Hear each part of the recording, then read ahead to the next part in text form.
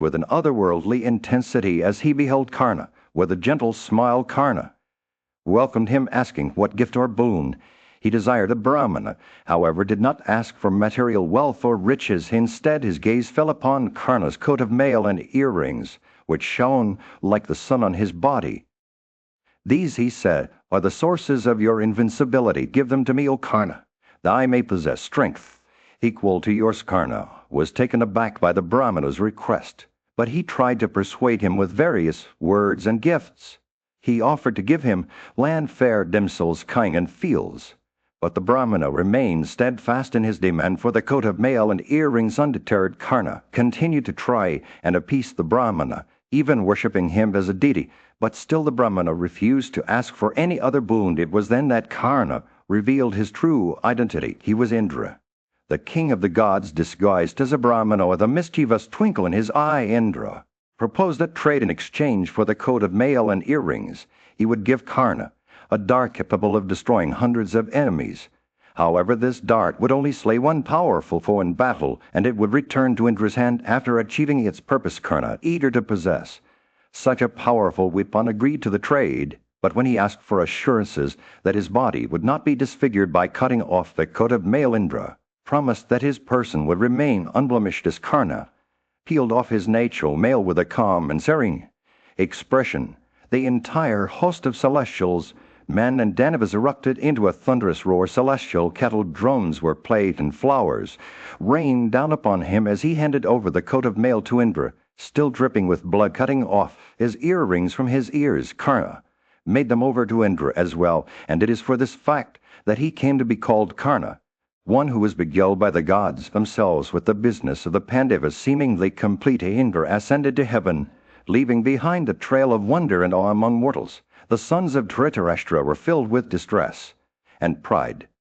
while the sons of Pritha rejoiced at the news of Karna's plight. As the 12th year of their exile drew to a close, the Pandavas returned from their asylum in Kameka to the sacred Dwaitavana, accompanied by the sun was setting over the Dwaitavana forest, casting a warm orange glow over the landscape. King Yudhishthira of unfading glory, along with his brothers, Mesna and Arjuna, had been living in these woods for some time, practicing rigorous vows and living off the land. Their wife Krisha joined them, and together they resided in this picturesque haven, surrounded by trees bearing delicious fruits and roots. As they dwelled in Dwaitavana, a deer wandered into their midst, causing quite a commotion in its haste to escape. It excitedly picked up 2 sticks used for making fire and a churning staff belonging to a Brahmana who had been living nearby. The powerful deer, with its long bounds, swiftly disappeared from the hermitage, taking the Brahmana's belongings with it. The Brahmana, anxious about his Agnihotra, rushed to the Pandavas' dwelling, his face filled with distress.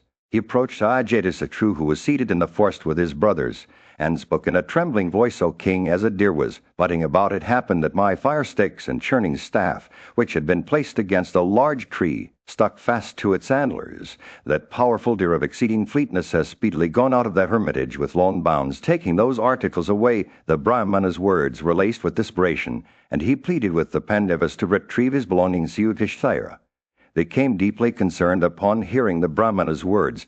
He took up his bow and, along with his brothers, set out to track down the deer. They donned their corselets, equipped themselves with bows, and swiftly followed the deer's footprints. As they pursued the animal, they discharged barbed arrows and javelins, but to no avail. The deer remained elusive. As the sun began to set, the Pandavas grew fatty and disappointed. They had been unable to pierce the deer or retrieve the Brahmana's belongings. Losing sight of their quarry, they approached a nearby banyan tree, seeking refuge in its cool shade. Nakila, overcome with sorrow and impatience, turned to his eldest brother, Yudhishthira, and asked, "O king, in our lineage virtue has never been sacrificed, nor have we ever lost wealth due to insolence. Why then have we met with this disaster?" Yudhishthira's face reflected the concern etched on his brothers' faces. He knew that they had to find a way to retrieve the Brahmana's belongings and restore honor to their family's name. Little did he know, however, that this ordeal would ultimately lead them to a future filled with happiness and triumph. As night began to fall over Dwaitavana, the Pandavas sat in silence. In the midst of their arduous journey, King Yudhishthira's brothers were beset by a series of calamities. The king himself pondered on the nature of fate, saying, "There is no limit to calamities.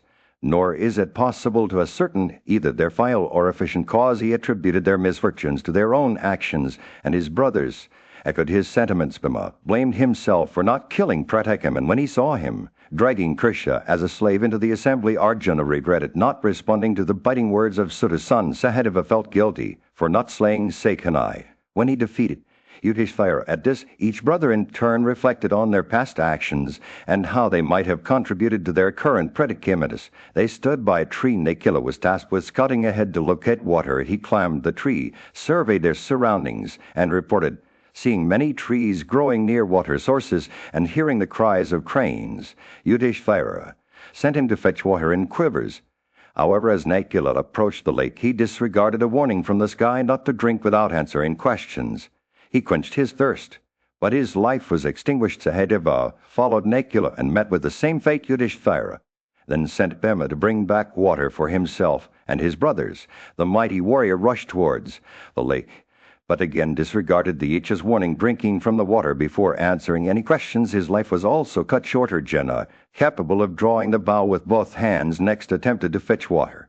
But after shooting arrows in vain, he too drank from the lake without answering the Icha's queries and met his Dimasa king. Yudhishthira was now left alone. He sent Bhima out again to bring back his brothers who had been gone. For what seemed like an eternity, Bhima entered the forest, his heart heavy with grief and thirst. As he approached the lake, he too disregarded the Icha's warning and drank from the water without answering any questions. The king, convinced that something was amiss in the forest, decided to search for his brothers himself. He ventured into the woods, pondering on various possibilities. Had they fallen prey to some malign influence? Had they been attacked by wicked beasts? Or perhaps they had simply spent too much time searching for water. As he journeyed deeper into the forest, Yudhishthira came across a beautiful lake that seemed to have been crafted by the celestial artificer himself. The tank was adorned with golden flowers and levuses, surrounded by trees and canes. Weary from his travels, the king stood in awe of this wondrous sight. But amidst the tranquility of the forest, in the aftermath of the great battle, Yudhishthira stood amidst the carnage, his heart heavy with grief. His brothers Arjuna, Bhima, and the twins Nakula and Sahadeva lay motionless on the ground, their bodies unscathed but lifeless. The king's eyes welled up with tears as he beheld the sight of his loved ones, each one a shining star that had been extinguished. In an instant, Yudhishthira's mind reeled with anguish and anxiety as he surveyed the scene before him. He thought back to the promises made by the gods about Arjuna's invincibility and how his brothers had vowed to vanquish Duryodhana on the battlefield. But now it seemed that all those vows and promises had been reduced to nothing but empty words. As he stood there lost in his thoughts, Yudhishthira noticed a lake nearby. He approached its edge, his thirst driving him forward. But just as he was about to drink from its waters, a voice boomed from above, echoing through the stillness of the air. "I am a Yicha," it declared, "and I have brought your brothers under my sway. If you do not answer my questions, you too shall join them in death." Yudhishthira's heart skipped a beat as he gazed up at the speaker, a towering figure with eyes that seemed to burn like fire.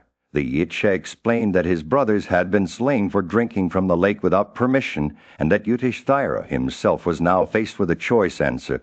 The questions put before him were suffer the same fate as his loved ones. Yudhishthira steeled himself for the challenge ahead. He knew that the Yicha's questions would be difficult to answer, but he also knew that he had no choice. With a deep breath, he began to respond, starting with a query about the nature of the universe. "What makes the sun rise?" The Yicha listened intently as Yudhishthira replied, "Brahma makes the sun rise, the gods keep him company, Dharma causes him to set, and he is established in truth." The Yicha nodded his great head, seemingly satisfied with the answer. But then he posed another question: "By what doth one become learned? By what doth he attain what is very great?" Yudhishthira thought for a moment before responding. "It is by the study of the Srutis that a person becomes learned. It is by ascetic austerities that one acquires what is very great. It is by intelligence that a person acquires a second, and it is by serving the old that one becomes wise." Yudhishthira continued to answer the Yicha's questions. He began to realize that in the heart of the forest, the Pandavas, led by Yudhishthira, found themselves face to face with the mysterious Yicha. The creature stood on one-legged form, both wondrous and intimidating. As they gazed upon it, their hunger and thirst vanished. As if awakened from a deep slumber, Yudhishthira Ever the curious and respectful leader approached the Yiksha and asked, "What god art? Thou art, though the vastus Rudras or Maruts or perhaps the Lord of the Celestials himself." The Yiksha's response was both unexpected and heartwarming. "I am your father, the Lord of Justice, possessed of great prowess." The Pandavas' eyes widened in awe as they realized that this enigmatic being was in truth their own Dharma, the god of justice. Yudhishthira, filled with wonder, asked how it was possible for his father to take on such a form. The Yiksha explained that he had come to test the Pandavas' merit and character. As they conversed, the Yiksha revealed that his true nature was not just as a god, but also as the embodiment of virtues such as fame, truth, self-restraint, purity, and charity. He declared that those who revered him would never face distress or hardship. Yudhishthira, humbled by this revelation, asked for boons on behalf of his brothers. The first boon was to ensure that a Brahmana's worship of Agni was not interrupted by the theft of his fire sticks. The Yiksha revealed that he himself had been the one to steal them in order to test the Pandavas' compassion and loyalty. Yudhishthira granted this boon with gratitude. A second boon was for the Pandavas to remain unrecognized throughout their 13th year, which was about to begin. The Yiksha agreed, saying that through his grace they would be able to spend this year in secret within the kingdom of Virata, where each brother could assume any form he liked. He also instructed them to return the Brahmana's fire sticks. As Yudhishthira prepared to ask for a third boon, the Yiksha revealed that Vidura was his own son, born from a portion of his divine essence. Moved by this revelation, Yudhishthira asked not for more boons, but for the blessing of always remaining devoted to virtues such as charity, truth, and ascetic austerities. The Lord of Justice smiled upon his son's request, saying that it was already within him, for he himself embodied these qualities. As they parted ways, the Yiksha vanished, leaving behind the Pandavas, now revitalized and rejuvenated by their encounter with their divine father. As they returned to their hermitage, the Pandavas gave back the bura. In the heart of the forest, where the Pandavas had been living in exile for 12 years, the sullen moment arrived. The high-souled brothers, Yudhishthira, Bhima, Arjuna, Nakula, and Sahadeva, sat before their revered teachers, the learned ascetics who had taken them under their wing. With joined hands and intent gazes, they spoke in unison. "We have been wronged by our cousins, the sons of Dhritarashtra, who have deceitfully taken our kingdom from us. We have endured great affliction for 12 years, and now we humbly request your permission to spend the 13th year in concealment." Their words were laced with a deep sense of pain and longing.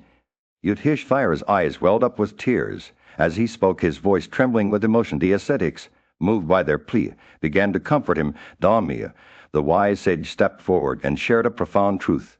Great kings like Indra have done discourses to conquer their enemies. Vishnu, too, had assumed various forms to defeat the deities. Even Yudhisthira and Vivaswata had lived in concealment to achieve their goals. Dhamya's words were a balm to Yudhishthira's soul, reminding him that even the gods themselves had walked among mortals. As the sage finished speaking, Bhima rose to his feet, his mighty frame towering over the others. His voice boomed with encouragement. "We have been trained in the ways of duty and righteousness. We are not swayed by fear or weakness. Our brothers, Nakula and Sahadeva, possess great strength and prowess. Together we shall conquer our enemies and reclaim our kingdom." The ascetics, moved by Bhima's words, bestowed their blessings upon the Pandavas. With permission granted, the 5 brothers, accompanied by Dhamya and Krishna, set out on their journey. They traveled for a kos, a distance of about 3 miles, before sitting down to deliberate on their next course of action. The weight of their decision hung in the air as they contemplated their future. Their hearts filled with hope and determination, as they sat in silence. Yudhishthira's eyes locked onto Bhima's, his gaze burning with a deep resolve. "We shall not falter," he whispered to himself. "We will conquer our enemies and reclaim our rightful place as kings." The wind rustled through the trees above them, whispering secrets of the past and future as the Pandavas prepared for their greatest challenge. Yet in this moment, amidst the whispers of the forest, the brothers knew that they would face whatever lay ahead with courage, loyalty, and unwavering commitment to each other. The fate of their kingdom hung in the balance, but they